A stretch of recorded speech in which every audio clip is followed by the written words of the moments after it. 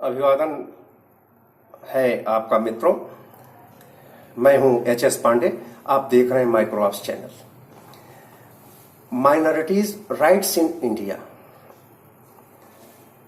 इस पर बहुत इस वक्त बहस चल रही है और बड़ा घोर अन्याय है और अंधेर नगरी है और संविधान की धाराओं के तहत दुनिया भर की चीजें हैं जिनका बड़ा मिसयूज हो रहा है।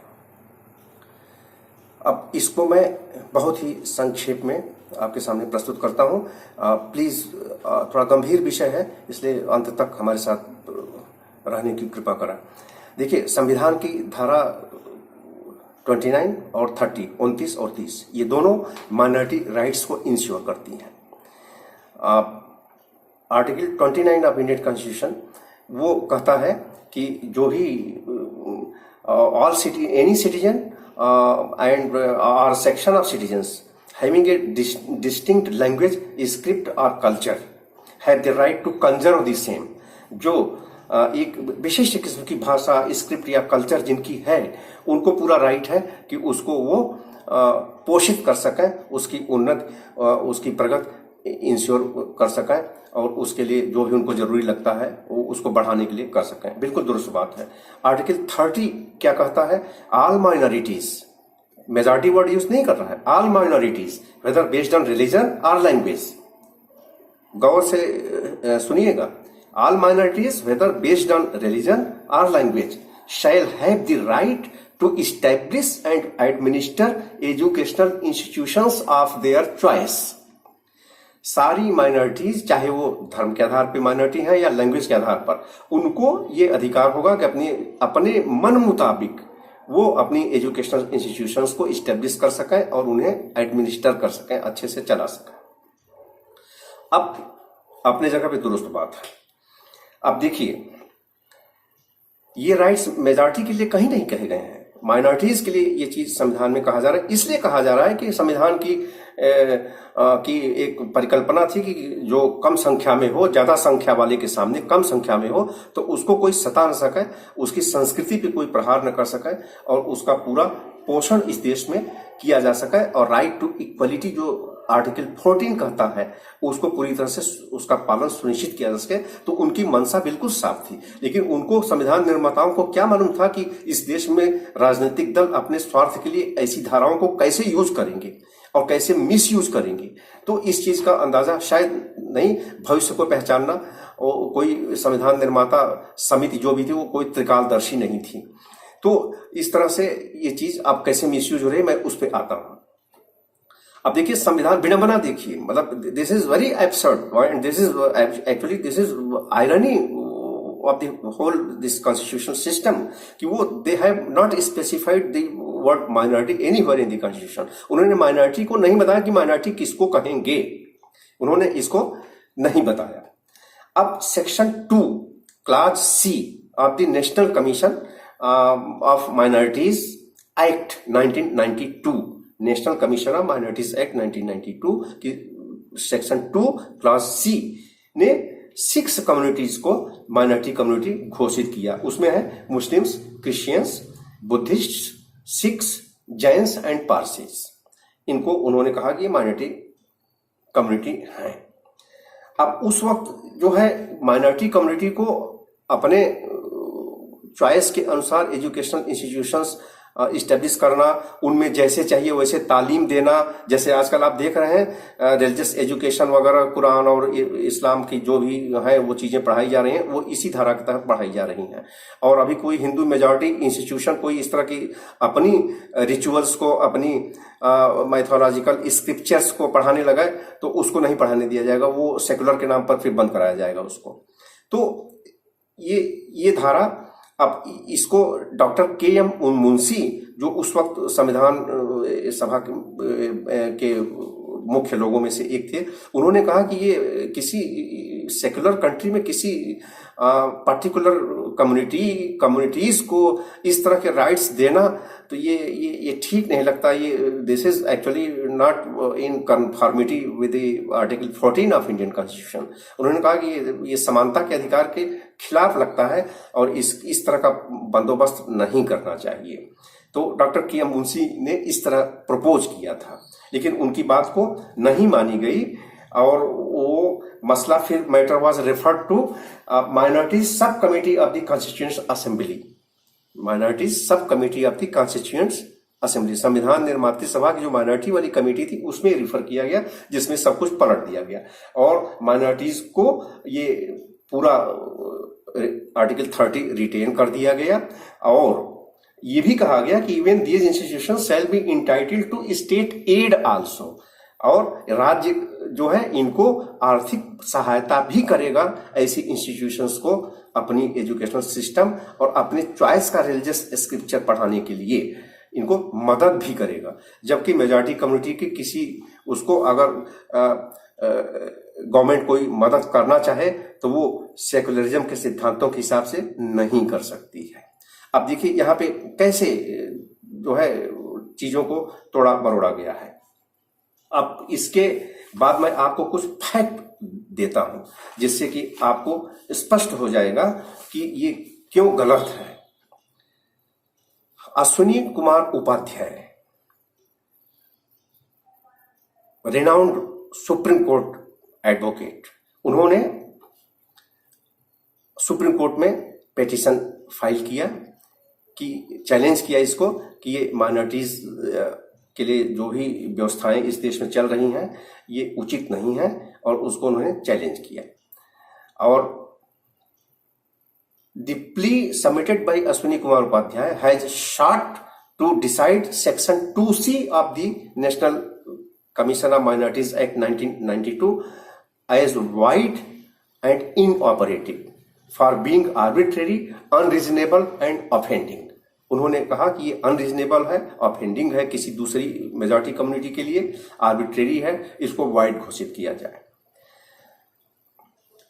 प्ली में वो कहते हैं कि minority status be granted to Hindus in states where the number of Hindu community has decreased. उन्होंने कहा कि हिंदुओं की संख्या जिन स्टेट्स में घट गई है वहां पे हिंदूज को भी माइनॉरिटी घोषित किया जाए। तो ऐसे 6 राज्य हैं और 2 यूनियन टेरिटरीज हैं जहां पर हिंदुओं की जनसंख्या 2011 सेंसस के अनुसार इस प्रकार है। मिजोरम में हिंदूज 2.75%, नागालैंड 8.75%, मेघालय 11.53%, अरुणाचल प्रदेश 29%, मणिपुर 31.39%, पंजाब 38.40%। ये 6 राज्य मिजोरम, नागालैंड, मेघालय, अरुणाचल प्रदेश, मणिपुर, पंजाब, जहां पे हिंदूज माइनॉरिटी में है, और 2 यूनियन टेरिटरीज J&K जहां पर हिंदुओं की परसेंटेज 28.44% है, और लक्षद्वीप जहां पर हिंदू मात्र 2.5% है। ये 6 स्टेट्स एंड 2 यूनियन टेरिटरीज में ये हिंदू माइनॉरिटीज में है। अश्विनी कुमार उपाध्याय का कहना है कि जहां पे हिंदूज माइनॉरिटी में हैं वहां पर इनको माइनॉरिटी राइट्स दिए जाएं, जबकि ऐसा नहीं है। ये माइनॉरिटी में है लेकिन फिर भी इनको मेजॉरिटी वहां ट्रीट किया जाता है और इनके माइनॉरिटी वाले कोई भी राइट नहीं दिए जाते हैं। अब देखिए क्रिश्चियंस कहां कहां मेजॉरिटी में है। मिजोरम, नागालैंड एंड मेघालय में 3 स्टेट्स में क्रिश्चियंस मेजॉरिटी में है, लेकिन वहां भी इनको माइनॉरिटी ट्रीट किया जाता है और माइनॉरिटी के पूरे राइट्स दिए जाते हैं।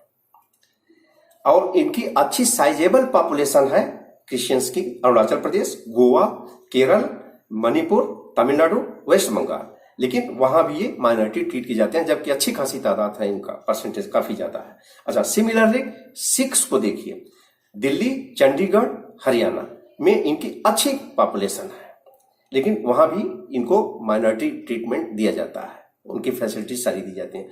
और पंजाब में सिख्स आर मोर देन 50%, लेकिन still they are treated as minority community in Punjab.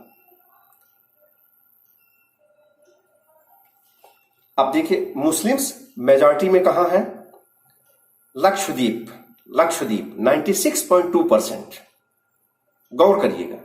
J&K 68.30% Muslim population 68.30, J&K। Lakshadweep 96.2%।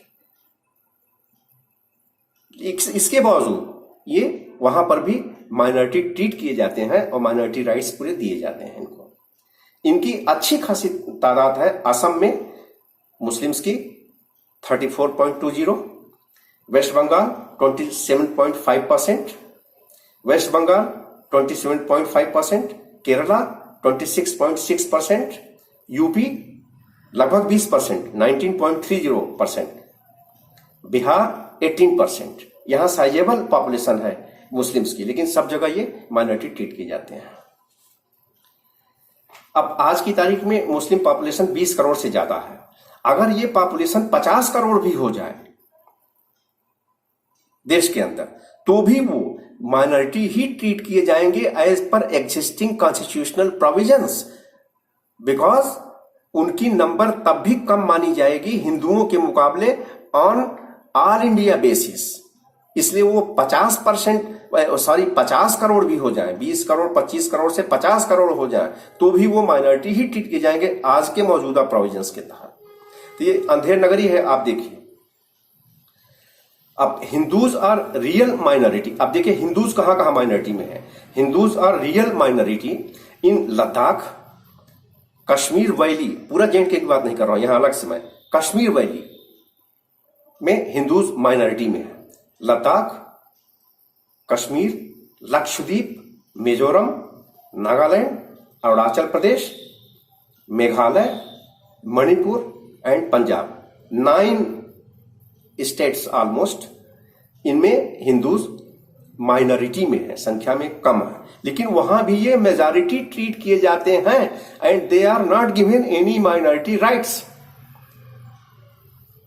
अब देखिए कैसे उल्टी धारा चल रही है। Their minority rights are being siphoned off illegally and arbitrarily, as neither center nor states have notified them as minority under Section 2 Clause C of the National Commission of Minorities Act। National commission of minorities act की धारा 2 class C के तहत centre या respective state governments notification issue करके ये बताएं, घोषित करें कि फला कम्युनिटी मेजॉरिटी है, फला कम्युनिटी माइनॉरिटी है, तो उसको वो राइट्स उसके हिसाब से मिले। लेकिन ऐसा किसी स्टेट गवर्नमेंट ने और सेंटर ने भी नहीं किया, और ये इनजस्टिस लगातार मेजॉरिटी कम्युनिटी के साथ चला आ रहा है आजाद भारत में। अब देखिए ये कितनी अजीब सी बात है। अब इसके लिए देखिए बड़े काम की चीज अश्विनी कुमार उपाध्याय जैसे विद्वान लॉयर्स ने ही cited majority decision of the honourable Supreme Court in 2002 TMA Pai case 2002, जिसमें सुप्रीम कोर्ट ने खुद कहा है कि for the purpose of article 30 that deals with rights of minorities to establish and administer educational institution of their own choice, जो article 30 कहता है, तो इसके पर्पज को सर्व करने के लिए the religious and linguistic minorities have to be considered state wise. Supreme Court ने 2002 में ये चीज बोल दिया कि रिलीजियस एंड लिंग्विस्टिक माइनॉरिटीज, भाषाई और धार्मिक अल्पसंख्यक डिसाइड किए जाएं, स्टेट वाइज डिसाइड किए जाएं कि स्टेट में किसी राज्य में उनकी संख्या कितनी है, कम है या ज्यादा, उसके हिसाब से उनको राइट्स दिए जाएं। लेकिन ये चीज कहीं किसी ने नोटिफाई करके सेंटर ने या स्टेट्स ने अपने अपने स्टेट्स में ये घोषित नहीं किया, जिसका रिजल्ट है कि कितना बड़ा दमन कुचक्र मेजॉरिटी कम्युनिटी हिंदुओं के साथ उनके राइट्स दूसरों को दिए जा रहे हैं और वो दबे कुचले पड़े हुए हैं। तो इसको चैलेंज किया अश्विनी कुमार उपाध्याय ने, और सुप्रीम कोर्ट ने फरवरी 2021 में सुप्रीम कोर्ट ने एक नोटिस दिया है, सुप्रीम कोर्ट ने, कि जहां कहीं भी देश में इस विषय पर पेटिशंस पेंडिंग है उन सबको कंसोलिडेट करके हमारे सामने प्रस्तुत किया जाए। सेंटर को उन्होंने नोटिस इश्यू किया है फरवरी 2021 में, और अभी ये मामला पेंडिंग है। और इसके साथ मैं आपको बता दूं, Delhi, Meghalaya and Guwahati high courts में सिमिलर पेटिशंस फाइल की गई थी, और वो सुप्रीम कोर्ट ने फरवरी 2021 में कह दिया है। तो अभी ये मसला माननीय सुप्रीम कोर्ट के सामने पेंडिंग है। अब इस पे हम उम्मीद करते हैं कि जो 2002 में सुप्रीम कोर्ट ने जो उद्घोषणा की थी, शायद उसी स्पिरिट में आज वो फिर इसको निर्णय लेंगे, और इस आशा और उम्मीद के साथ कि इस देश में कहने के लिए आर्टिकल 14 और दुनिया भर की चीजें हैं, लेकिन उनका कहीं पे पालन नहीं है। तो जो मेजॉरिटी कम्युनिटी के साथ संविधान के और national commission of minorities act की धाराओं के तहत जो इनजस्टिस कमिट किया जा रहा है, उसको शायद कोर्ट जुडिशियल एक्टिविज्म की ताकत से शायद उसको मिटाया जा सके। इसी उम्मीद के साथ जय हिंद, जय भारत, वंदे मातरम।